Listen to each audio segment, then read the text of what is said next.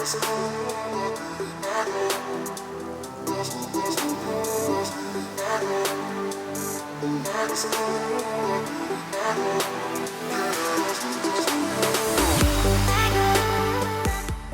guys, welcome back to my channel. In this video, I'm going to be doing this cool toned eyeshadow look for you. And I'm once again using a bunch of Makeup Geek eyeshadows, but something I want you all to keep in mind is that you don't have to have these shadows. If you have shadows that are similar and you think that they would look just as good as what I did here, then by all means, use those. Like, don't go out and buy all those Makeup Geek eyeshadows. I mean, unless you really want to, which I would because I love them. Anyway, if you like what you see and you want to know how I did this look, then just keep watching.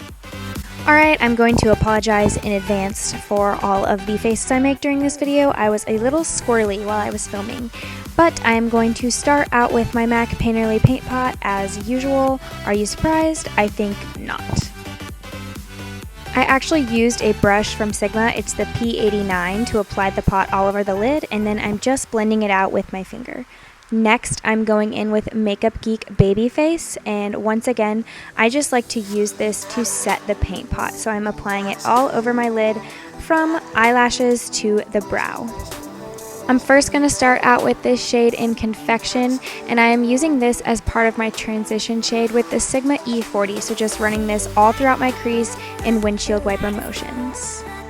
Next, I am going in with the shade Petal Pusher, and I am just using this to deepen the transition shade, and I want you to keep in mind, hold your brush more towards the middle of the handle for a more blended out look. Next, I'm taking the shade Bedrock with a Sigma E35 just to deepen up that outer V and also blend it in with the other two shadows we've already put on the lid. With the MAC 242 brush, I am going to go in with the Makeup Geek shade in Prom Night, and I'm placing this on the inner half of my eyelid.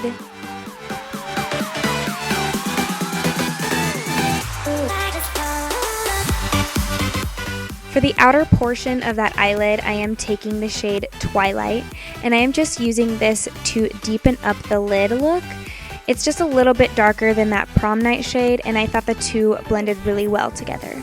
Next, I am taking the shade Vintage, and I'm going to apply this in my outer V just for a more dramatic look, and I'm just using an e.l.f. brush that I picked up from Target. I like to blend everything back out together, so right here I am just taking that same Sigma E35 and blending all the shades together in the crease.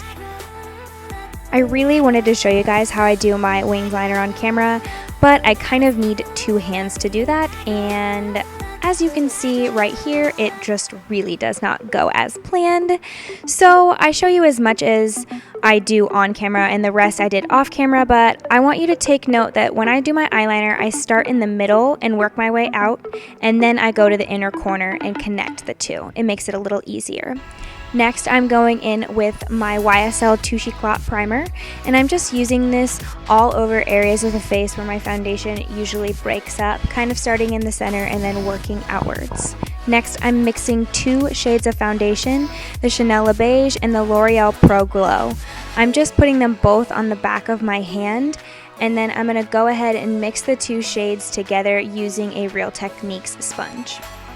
After I get them all mixed up how I want, I am going to go ahead and dot it all over my face and then just blend it in using that same sponge.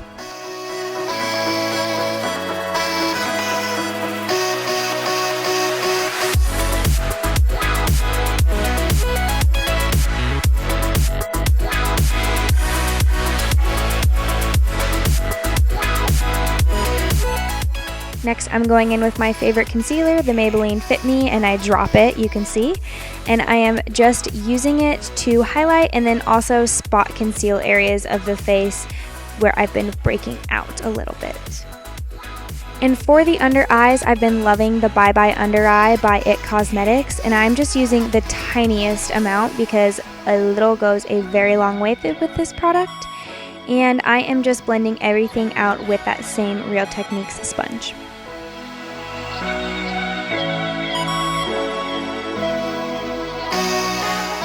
To To set areas of my face that I don't want to crease, I'm going to use the Laura Mercier Translucent Loose Powder, and I'm just going to do a little bit of baking.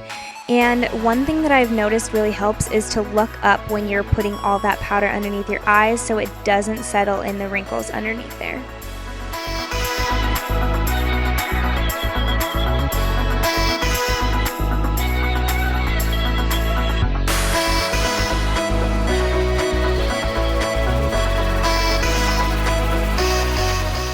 While those areas of my face bake, I'm going in with my Anastasia Beverly Hills Pro Brow Palette, and I'm starting out with the brow primer just to kind of smooth my brows into place and just to really prime them for the color we're going to be placing on top. I'm going to be using two different shades, taupe and soft brown, to fill in my brows, and I've actually been loving this powder because it makes my brows look a little bit more natural and not so fake looking, if that makes any sense.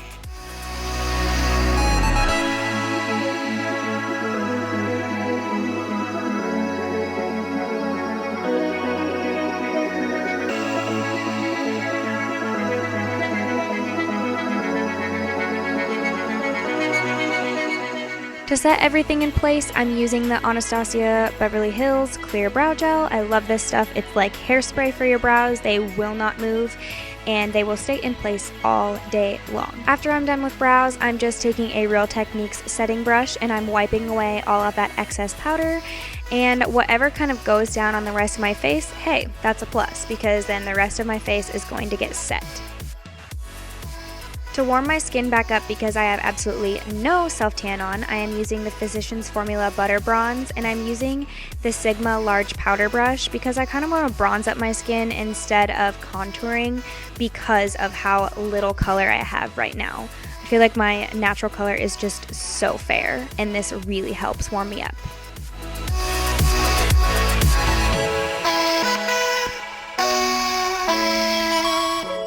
For blush, I am using the Wet n Wild The Princess Daiquiris, and I am just applying this on the apples of my cheek, working back towards my hairline to lift that whole area up.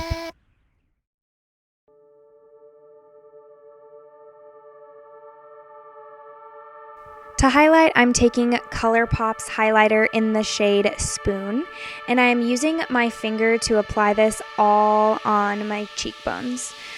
One thing I found with these is that they're a cream to powder finish and that they're a little hard to apply with a brush, so I do suggest using your fingers for these. I'm also doing above my Cupid's bow and then down the bridge of my nose just a little.